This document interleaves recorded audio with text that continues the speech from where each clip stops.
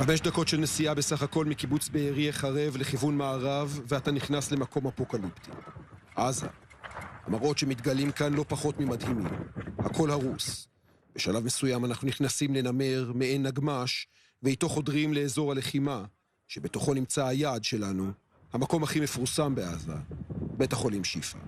אנחנו נמצאים בשכונת רימל שבלב עזה, סביון של עזה, ומה שאתם שומעים כאן אלו קרבות, ירי, מכל הכיוונים. פשוט ניתן למיקרופון לדבר.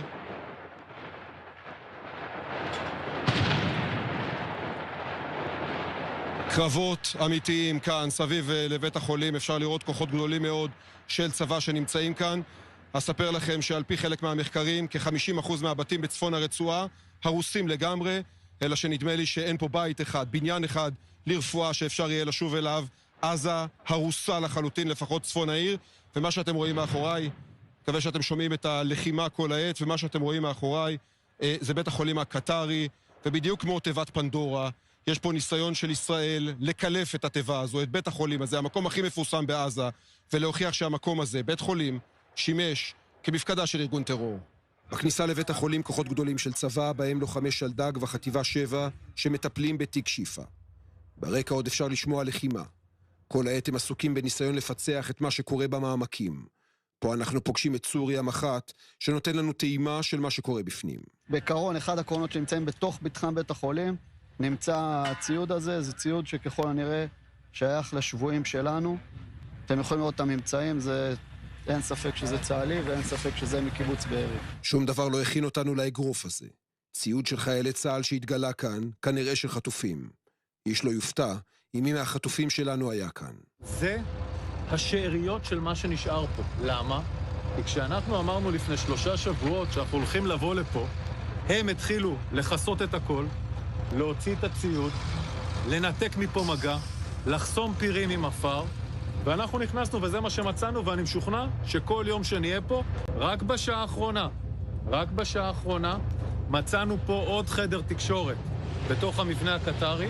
בין שלל הדברים שנתגלו כאן, היה התיק הזה, 60 לבארי כתוב עליו, ייתכן והוא שייך לאחד החטופים. ועכשיו אתם נכנסים לתוך המנהרה, בפנים תראו מנהרה מסודרת עם חדרים שונים, עם מזגן, עם שירותים, ממש ערוכים פה להרבה זמן למטה. מכאן אנחנו יורדים למטה. במשך שנים ישראל מדברת על בית החולים שיפה ועל הקשר שלו לטרור של חמאס, והנה אני חושב שההוכחה הניצחת נמצאת עכשיו. אנחנו מביאים אותה בפעם הראשונה למעשה. הצבא חושף את המנהרות האלה, מנהרות מבוטנות, תת-קרקעיות, הרבה מאוד חללים, אגב מקום מזווד לחלוטין, מטבחים, חדרים, חדרי מנוחה, בדיוק מה ששמענו לאורך כל השנים האחרונות על מה שקורה מתחת לעזה בכלל ולשיפה בפרט. אנחנו מתחת לבית החולים הקטרי, ממשיכה פה ונעצרת באיזשהו סיום חפירה.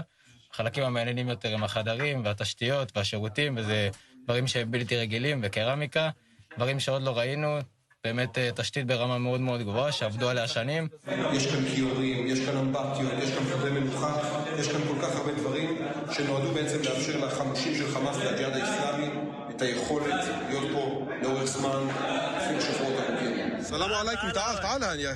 אחד הדברים הראשונים שתופסים לי את העין היו התושבים העזתים. כמה מאות מהם עדיין נמצאים כאן בתוך מתחם שיפה, מסרבים להתפנות, חוששים לרדת דרומה. למה מה הרבתו הג'נוב? عشان الصواريخ تخلص. וכאן אנחנו שומעים בפעם הראשונה מאז פרצה המלחמה, במפגש ישיר, מה חלקם חושבים על שלטון הדמים של חמאס. قولي كيف معاملة الجنود معك؟ ما عزوش حد يعني في البداية أمنوا على نفسهم أخذونا وفحصونا ولقونا ما عندنا علينا شيء اهتموا فينا. אני מדבר עברית טוב. 40 שנה אני מספק דגים. איפה? תל אביב. ברצינות. תל אביב הקטנה, שוסטר. אתה יודע כמה ישראלים רוצים לאכול דגים בים של עזה? זה נכון. אני ספקתי 4-5 טון כל יום. אלו קולות מדהימים שראוי שהעולם ישמע, וגם אנחנו. המלחמה, ברור לאיש הזה שטשטשנו את פניו מחשש לשלומו, תסתיים רק בתוצאה אחת. تعرف اللي بيصير برا كله مدمر. ما بعرفش أنا إلي من أول الحرب وإحنا قاعدين هنا. وإذا حكيت لك إنه حماس دمرت غزة شو بتقول لي؟ هذا شيء أكيد. شيء أكيد يعني. الدمار هذا صحيح سبب. حول بعد الحرب حماس بدهم يسيطروا على القطاع؟ والله ما أعتقد. ما بتعتقد؟ لا صعب. صعب الشيء. وين كل مصالحي حماس؟ وين كل مصالحي الجهاد الإسلامي؟ وين هدول؟ طلعوا لوين؟ طلعوا برا الشبه. فروا صحيح. كانوا بالأول كانوا هون؟ كانوا بقلب الشبه. بعد هاي الحرب حسب رايك بنشوف سيطرة حماس عن غزة؟ لا فيش شيء. انتهى؟ خلاص كل سنة وانت سالم بدناش נדחק הבא. הסיפור הכי מטורף כאן זה מהיום הראשון שנכנסנו. הם מדברים איתנו בעברית מקולקלת כזאת של תודה שאתם כאן, תודה שאתם מצילים אותנו. תנצחו את החמאס בעברית מצחיקה כזאת, אבל זה יותר מכל זה סיפור הכי מצחיק. אומרים לך תנצחו את החמאס? הילדים האלה באים, אומרים שונאים חמאס, לא חמאס. תודה שאתם כאן.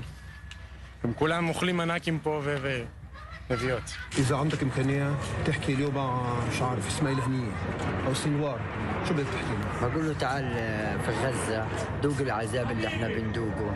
يعني بدل ما انت في تركيا قاعد في اسطنبول وتاكل سمك ومش عارف ايش، تعال شوف المرضى اللي بتطلع من رجليها الدود والأطفال. الغزازوي بيحبوش عيلة كاملة انمسحت من السجل المدني. الغزازوي بيحبوش حماس؟ أكيد. خايفين منهم لليوم؟ صحيح. ושימו לב לציוד הזה, שספק גדול אם תמצאו כמוהו בהרבה מבתי החולים בעולם. הדבר הראשון שתופס לי את העין אלו המדים האלה, עם הסמל של הג'יהאד האסלאמי, זו הזרוע הצבאית של הג'יהאד האסלאמי, פלוגות ירושלים, הרבה מאוד מדים מן הסוג הזה. נמשיך, אנחנו רואים כאן רחפנים, משהו שמזכיר קצת את הלחימה באוקראינה. אותם רחפנים קטנים, ראינו רב שימוש בהם בימים הראשונים, עם מטעני הטלה מאחורה, שבעצם הרעיון הוא להטיל אותם על כוחות חי"ר שמסתובבים.